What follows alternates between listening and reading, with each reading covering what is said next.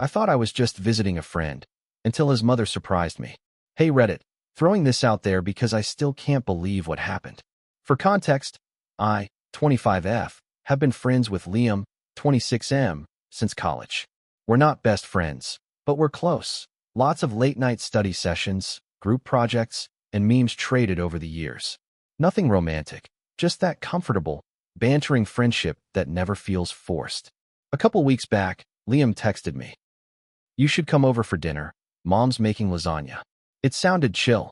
Honestly, I needed a break from my noisy apartment and thought a home-cooked meal wouldn't hurt. I'd only met his mom a few times at graduation and random drop-offs, but she always seemed nice enough. The plan was, eat, maybe watch a movie, catch up, and go home. Simple, right? I didn't dress up, just jeans and a sweater, and brought a bottle of red wine as a thank you. As I walked up to their house, a cozy two-story place with flower beds and a slightly squeaky gate, I felt that familiar mix of anticipation and comfort you get before seeing old friends. There were no warning signs. I even hummed as I rang the bell. Liam answered, grinning. You made it. Come in. Mom's just finishing up in the kitchen. He seemed more relaxed than usual, and the house smelled amazing. Fresh bread, garlic, and something sweet in the air. I shrugged off my coat, handed him the wine, and slipped into my usual role of teasing him about his messy sneakers by the door. But as we walked toward the kitchen, I heard low voices, Liam's mom, then a sharp reply from someone else. He winced. Sorry, Mom's in one of her moods, he said, voice dropping. It's been a weird week. I brushed it off, trying to keep things light, but I could already feel a twinge of tension. Turns out, this wasn't going to be just another dinner. If only I'd known how much this night would shake everything I thought I knew about friendship, family, and myself. As I stepped into the kitchen, I was greeted by the sight of Liam's mom, Sandra. She was pulling a bubbling tray of lasagna out of the oven, her face flushed from the heat, dark hair pinned back, gold earrings catching the light. She managed a polite smile, but her eyes looked tired, a little wary. You must be starving. Come, sit, she said, but there was something brittle in her tone, like she was holding something together by sheer force of will. Liam grabbed plates and started setting the table, shooting me an apologetic look when Sandra wasn't watching. I tried to help, but Sandra shooed me away, insisting guests shouldn't do chores. I perched on a kitchen stool, watching as mother and son moved around each other with a practiced, uneasy dance.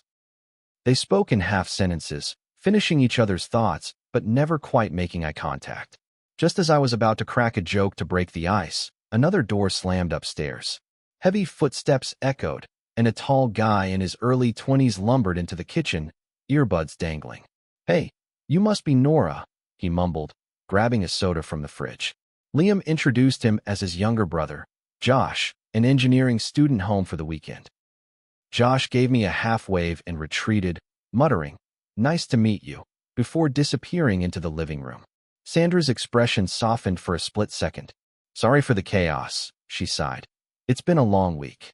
Liam shot her a glance, like he wanted to say something, then thought better of it. I tried to fill the silence, complimenting the food and joking about my own terrible attempts at lasagna. For a moment, Sandra relaxed, even laughed, but the tension crept back in whenever her gaze drifted to Liam. Dinner was a mix of awkward small talk and delicious food. The lasagna was incredible, but every now and then Sandra would throw out a passive-aggressive comment about Liam's job search, Josh's disappearing act, or the state of the house.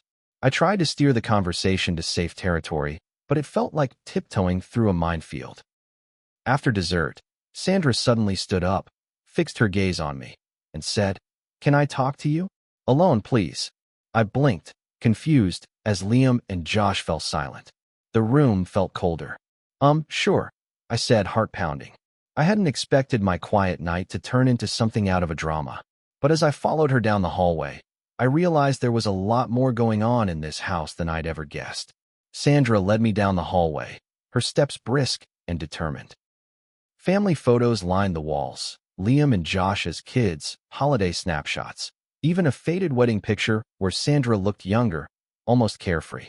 Now, as she stopped by a small sitting room and motioned for me to enter, her posture was tight, almost defensive. I tried to smile, hoping this was just a quick chat about Liam's birthday or some friendly motherly advice. She closed the door behind us with a soft but final click. For a second, she just looked at me, her eyes searching mine for something I couldn't name. The silence stretched. I fiddled with my sleeves, waiting. "Nora," she said at last, her voice softer now, almost sad. "I know you and Liam are close." She hesitated, then sat down on the arm of a floral chair, her hands folding and unfolding in her lap. "You seem like a good person. That's why I'm asking for your help tonight." I blinked, caught off guard. "Help with what?" She exhaled, eyes shining just a little too much. "It's about Liam. He's been struggling, more than he lets on. I know he acts like everything's fine, but since his dad left, things haven't really been normal here." She glanced at the door, as if afraid someone would overhear. "He doesn't talk to me. He won't open up. But maybe he talks to you." I was silent for a moment, trying to process her words. The picture I'd always had of Liam, a chill, funny, sometimes scatterbrained guy, suddenly felt incomplete. I realized how little I really knew about what happened at home. Sandra wiped her eyes quickly. "I know I'm putting you on the spot, but you're the only person he's brought here in months. He listens to you. I can tell. Please, just let him know he's not alone. Even if he says he's fine, he isn't." There was a raw vulnerability in her plea. I nodded, swallowing hard. "Of course. I'll try to talk to him." She squeezed my hand, grateful and desperate. Then, just as quickly, she straightened up, the mask of control snapping back into place. "Thank you. Now, let's go back before the boys start thinking I'm interrogating you." As we returned to the kitchen, I caught Liam's eye. He looked away, pretending to fuss with the dishes, but I knew he'd heard something, or maybe sensed it. Suddenly, my visit felt heavier, as if I'd stumbled into the middle of a family secret I was never meant to see. Back in the kitchen, the mood had changed. Josh had disappeared with his soda, leaving just Liam stacking plates with a little too much energy. Sandra slipped back into her usual role, efficient, composed, as if nothing emotional had just happened. I grabbed a dish towel to help, but Liam shook his head. "You're a guest, remember?" he said, forcing a crooked smile. For a few minutes, we settled into a rhythm of small talk. Sandra chatted about her garden and the neighborhood, making pointed comments about how much she missed having help around the house. Would he get mad at his mom for dragging me into family business? Finally, when Sandra excused herself to make a phone call, Liam and I were alone. The silence stretched between us, thick and uncomfortable. "You okay?" I asked quietly. He glanced at me, surprised, then shrugged. "Sure. Why wouldn't I be?" I hesitated, then decided to be honest. "Your mom's worried about you. She asked me to check in." He let out a sharp laugh, but there was no humor in it. "Figures. She can't just leave it alone, can she?" I put down the towel. "She cares, Liam. So do I. You've seemed different lately. If you ever want to talk," he interrupted, voice low. "Look, I appreciate it, but I don't want you stuck in my family's drama. Seriously, Nora, you didn't sign up for this." That stung a little, but I understood. It's hard to accept help, especially when you feel like you're supposed to have it all together. Before I could answer, Sandra returned, her face tight. "Josh is heading out," she announced. "Liam, could you give him a hand?" Liam muttered something and slipped away. Sandra turned to me, eyes full of worry. "Don't give up on him," she whispered. Left alone, I felt a strange mix of frustration and responsibility. This was supposed to be just dinner, but now it felt like I'd been handed a piece of someone else's burden. I didn't know if I could help, or if I even should. But as I watched the family quietly fracture around me, I knew I couldn't just walk away. I wandered into the living room, needing space to breathe. The house was quiet except for the low hum of the dishwasher and the muffled sound of Josh saying goodbye at the door. I glanced around, photos from birthdays, trophies on the shelves, evidence of a family that once felt solid. But even in the cozy lamplight, everything seemed a little faded, like the colors had been washed out by too many hard years. Liam came back a few minutes later, hands shoved in his pockets. He stood in the doorway, uncertain. "Sorry about all that," he mumbled. "Didn't mean for dinner to get so intense." I shrugged, trying to make my voice light. Honestly, I thought the biggest drama tonight would be whether I spilled sauce on my jeans. He gave a weak smile, but it didn't quite reach his eyes. We sat on the old, squashy couch, a comfortable silence falling between us. It reminded me of simpler times, back at college, sharing midnight pizza and talking about nothing and everything. But tonight, the silence was heavier, edged with things unsaid. After a while, Liam spoke, his voice low. It's been hard, you know? Since Dad left, Mom's been different. Josh just tunes it out. I try to hold it together, but sometimes I feel like I'm the only one holding the walls up. I listened, letting him talk. It was the most honest I'd ever heard him, and I realized how much he'd been carrying alone. He talked about job interviews that went nowhere, about trying to help at home, but always feeling like he was falling short. I know Mom means well, he said, rubbing his eyes. But sometimes I wish she'd just let me figure things out without making me feel like I'm always failing. I nodded. She loves you, Liam. She just doesn't know how to show it without clinging too tight. He sighed, shoulders slumping. Yeah, maybe we're all just scared. We sat in the quiet, the weight of truth settling between us. It wasn't a perfect fix, but for the first time, it felt like we were really seeing each other. Not just as friends, but as people carrying hidden scars. And that was the beginning of something neither of us expected. Real, messy honesty. We stayed on the couch, both of us letting the silence stretch. This time, it felt different. Liam didn't rush to fill it with jokes or small talk. I sensed he wanted to say more, but wasn't sure how. Sandra peeked in, her face still pinched with worry. For a moment, she hovered, watching us like she was deciding whether to join or retreat. Finally, she came in, clutching 2 mugs of tea. I thought you might want something warm, she said. She handed me a mug, and her hand lingered on Liam's shoulder. Everything all right? He looked at her, then at me, and something shifted in his eyes. Mom, can you just sit down for a minute? She blinked, surprised, but obeyed, settling on the armchair across from us. The 3 of us sat in a triangle, steam curling from our cups. I felt my heart thumping, aware that whatever happened next was important.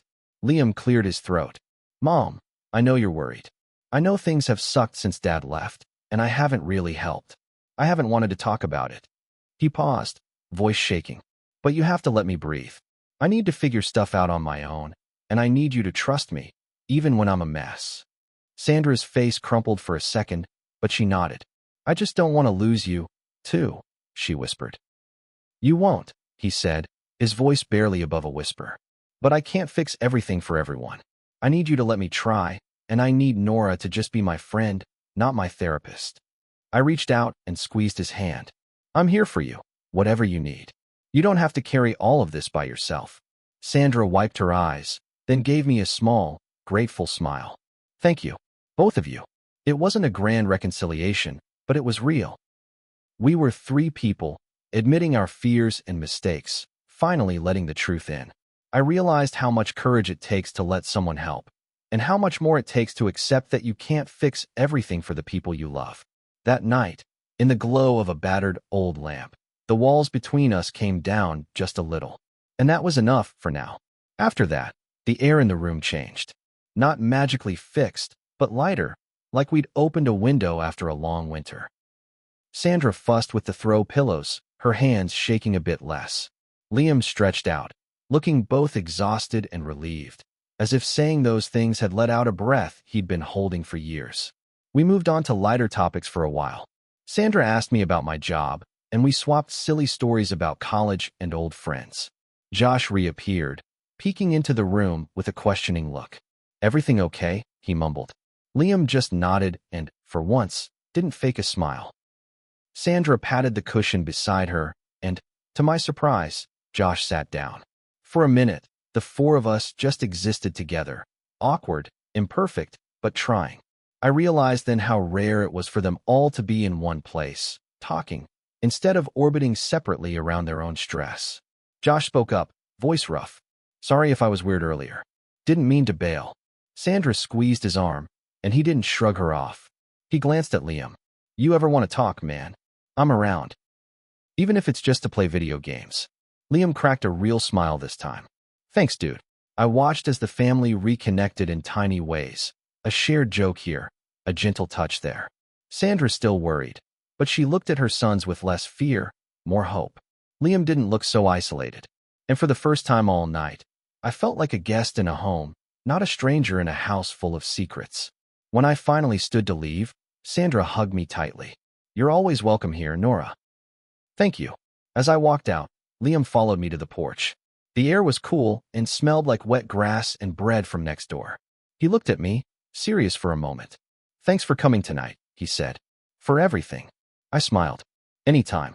That's what friends are for." We stood there in the quiet, knowing something important had changed, not just for Liam, but for all of us. And it started with just one unexpected visit. We lingered on the porch a moment longer, neither of us rushing to end the night. The porch light buzzed overhead, casting a warm circle around us. I could hear faint laughter through the window. Sandra and Josh, maybe finally letting their guard down. For a second, I thought about how easy it is to mistake a family's silence for peace, when sometimes it's just the quiet before real conversation. Liam shoved his hands in his pockets. "I always thought if I just kept my head down, things would get better on their own," he admitted. "But tonight, it feels different. Not perfect, but like we're all finally in the same room again. Sometimes you just need one honest night to start fixing things," I said, nudging him with my elbow. He grinned. "You know, I almost canceled on you earlier. Thought maybe I'd just order takeout and hide in my room." His smile faded a little. "I'm glad you came. Mom needed it." Josh too, even if he pretends otherwise.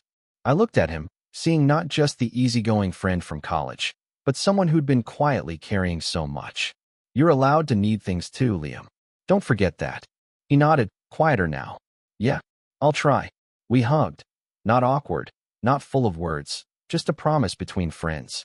As I walked down the steps to my car, I felt a new kind of tiredness, the kind that comes after you finally set something heavy down.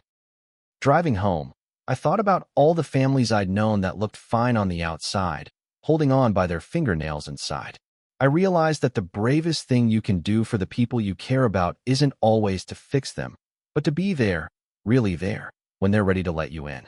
That night, I understood that sometimes the biggest surprises aren't confrontations or confessions, but the quiet moments when people finally start to heal.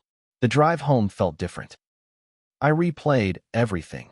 Sandra's plea, Liam's walls finally cracking, the awkward honesty, and the glimmers of hope at the end.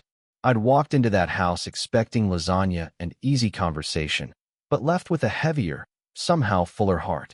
Back in my own apartment, I sat with a cup of tea, phone buzzing with a simple thank you from Sandra and a meme from Josh. Liam sent a late message. "Didn't mean to dump my life on you. Hope you don't regret coming over." I typed back, "Never. I'm always here, even for the weird, hard stuff." He sent a heart emoji, and, for the first time in a long while, I believed he might actually reach out next time instead of bottling things up. Lying in bed, I thought about family, how complicated and messy it can be, about how easy it is to stand on the sidelines and assume things are fine, or that your friend will open up when they're ready, when sometimes all it takes is a nudge, an honest question, or just being present. I realized how much I'd taken my own friendships for granted, too. It made me want to check in on the people I cared about, to be a little braver about showing up, not just for the laughs, but for the hard moments. In some ways, it felt like I'd been given a window into the real, unfiltered version of Liam's world. It wasn't always pretty, but it was real. That visit didn't solve everything for him, for Sandra, or for Josh, but it started a conversation that needed to happen. And maybe that was enough. I drifted off to sleep knowing something simple and true. Sometimes the most unexpected visits are the ones that matter most. Looking back now, I realized that night at Liam's wasn't just about helping someone else. It changed me too. I learned that showing up, even when it's uncomfortable or messy, is sometimes the best thing you can do for a friend.